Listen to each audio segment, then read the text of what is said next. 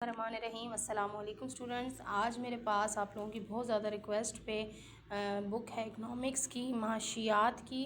और इसमें जो है वो आप लोगों के लिए मैंने क्लास 10 के जो है इम्पोर्टेंट बहुत ज़्यादा रिक्वेस्ट आ रही थी, तो ये मैंने नोट डाउन किए हैं। जल्दी जल्दी से अपनी कॉपीज़ और बुक्स निकाल लें ताकि अपने पास मार्क डाउन कर लें। देखें, क्लास 10 का जो चैप्टर स्टार्ट हो रहा है ना, चैप्टर नंबर 1 है, वो है पैदाइश दौलत और तकसीम दौलत। देखें, इसको इंग्लिश वाले भी फॉलो कर सकते हैं। मेरे पास ये बुक है तो इसलिए मैंने यही यूज़ की है।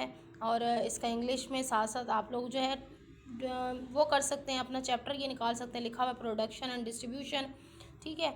और इसमें जो है ना, जो भी क्वेश्चंस आएंगे तो वो आप उसी हिसाब से देखते जाएंगे। क्वेश्चन नंबर 1 वही सेम चीज़ें होती हैं इंग्लिश की भी, सिर्फ ये है कि वर्डिंग चेंज हो जाती है, तो आप लोग उसको इसमें कर लीजिएगा। तो देखें, ये हमारे पास है हिस्सा अलिफ, जिसमें क्या होता है आपका कसीरुल इंतखाबी। ये आपने सारे लाजमी करने हैं, इसमें से आप वो कोई भी दे सकते हैं, इसमें कोई चॉइस नहीं है। अच्छा, यहाँ पे देखें, सबसे पहले हिस्सा बेमुख्तसर सवालात में पैदाइश दौलत के बारे में आप क्या जानते हैं, तो ये आप डेफिनेशन है ये ज़रूर करनी है। फिर आए उसके बाद आपके पास है आमलीन पैदाइश की तारीफ़ कीजिए और इनके नाम लिखिए। तो नाम इनके सिर्फ आपने करने हैं, तारीफ़ और नाम, ठीक है, ये इंपॉर्टेंट है। फिर आगे चलें। देखिए, चैप्टर कम है तो इसलिए चीज़ें ज़्यादा याद करनी पड़ती हैं। पैदाइश दौलत के अमल में सरमाया की अहमियत बयान की, ये सिर्फ मैं इसलिए आपको जल्दी जल्दी दिखा रही हूँ, आपने सिर्फ नोट करने हैं, ठीक है। तो ये आप इम्पॉर्टेंट है, ये नोट की सूरत में भी आ सकता है कि जैसे नोट लिखें, पैदाइश दौलत पर नोट लिखें, सही है, तो ये नोट की सूरत में भी आ सकता है। उसके बाद ये छोड़ दें, ये छोड़ दें, ये है आजिर किसे कहते हैं, आजिर, ठीक है। आजिर क्या है, ओनर, ठीक है, तो ये इम्पोर्टेंट है। उसके बाद यहाँ पर काफ़ी सारी चीज़ें इसलिए इम्पोर्टेंट होती हैं कि वो चेंज कर कर के देते रहते हैं। अब उजरत से क्या मुराद है, उजरत की तारीफ़ प्रोफेसर, ये वाला जो क्वेश्चन है इम्पोर्टेंट है। नीचे आए, ये भी, ये नहीं है, इसको छोड़ दें। आगे है खालिस और फार्म मुनाफा में क्या फ़र्क है, तो ये लाजमी करना है आपने, ये भी इम्पोर्टेंट है। फिर तफसीली जवाबात में आ जाइए, तो ये वही सवाल है पहला जो माशियात में पैदाइश दौलत से, वो जो आप तारीफ़ पीछे कर चुके होंगे। उसके बाद ये उसकी ये अवामिल हैं और उसकी डिटेल है, तो ये लॉन्ग में आ सकता है, इम्पोर्टेंट में। और फिर अच्छा, ये जो है ना, तकसीम दौलत से क्या मुराद है, ये मोस्ट इम्पॉर्टेंट है। अगर वो पीछे वाला छोड़ना चाहते हैं तो छोड़ें, लेकिन ये नहीं छोड़ना। अच्छा, ये जो लॉन्ग क्वेश्चंस होते हैं ना, उनका आपने ये नहीं करना होता ये पूरे पूरे भर भर भर के याद करें, बस आप जस्ट इनकी हेडिंग्स अच्छे से याद कर लिया करें, हेडिंग्स को नहीं भूलिएगा। हेडिंग्स लिखने के बाद आप लोगों ने ना इसमें दो दो लाइनें कुछ इस तरह से, मतलब कुछ इनका छोटा सा पैराग्राफ बन जाए तो आप इस तरह से लिख दिया करें और हेडिंग्स को अच्छे से याद कर लिया करें, ठीक है।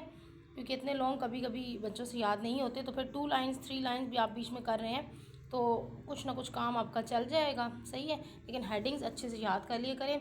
मोस्ट इंपॉर्टेंट है आपका तकसीम दौलत, इसको नहीं छोड़ना, इतना बड़ा भी नहीं है, इसके पॉइंट्स इतने बड़े नहीं हैं, लाजमी करना है। और यही वो एक्सरसाइज के अंदर जो भी चीज़ें थी वो उसके अंदर आ चुकी हैं। इसके अंदर अगर नीचे कोई आपके पास MCQs या फिल इन द ब्लैंक्स वगैरह, तो वो लाजमी कर लीजिएगा। आगे चलते हैं, हमारा नेक्स्ट चैप्टर है ज़र, यानी कि मनी। जो इंग्लिश वाले हैं वो मनी को लें, और यहाँ पे देखें ये हमारा है MCQs लाजमी करने हैं आपने। अच्छा, उसके बाद आ जाएं, ज़र की तारीफ़ इम्पॉर्टेंट है। जो डेफिनेशंस या डिफरेंसेस होते हैं ना, वो इम्पॉर्टेंट होते हैं, वो आपको किसी भी उसमें से कोई भी आ सकता है।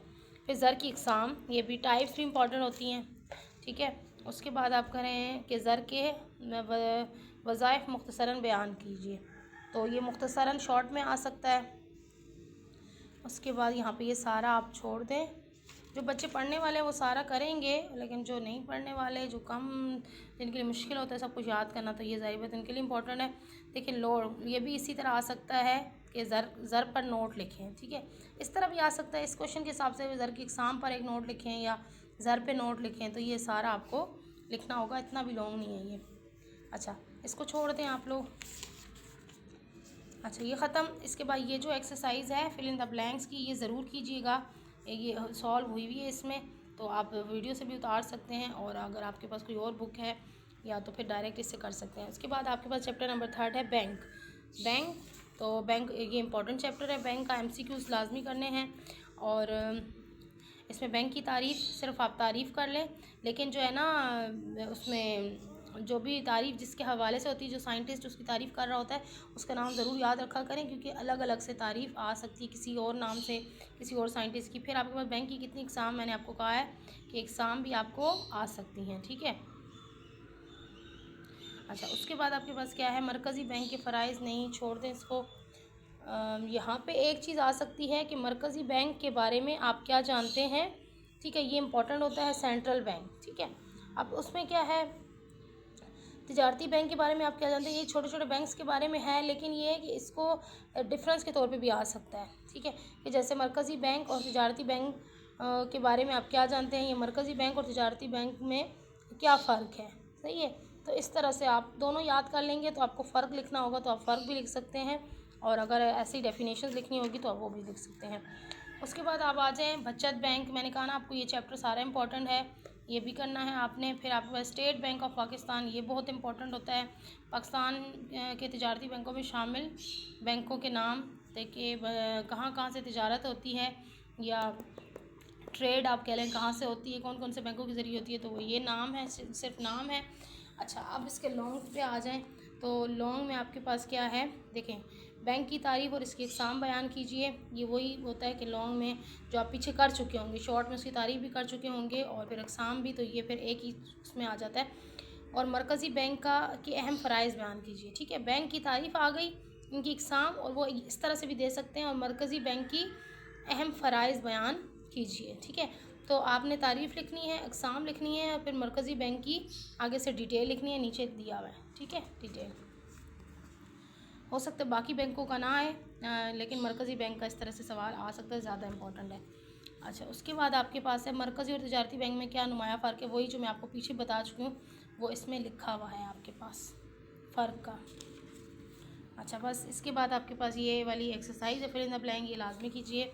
आगे चलते हैं, ट्रेड यानी कि तिजारत, MCQs करने हैं।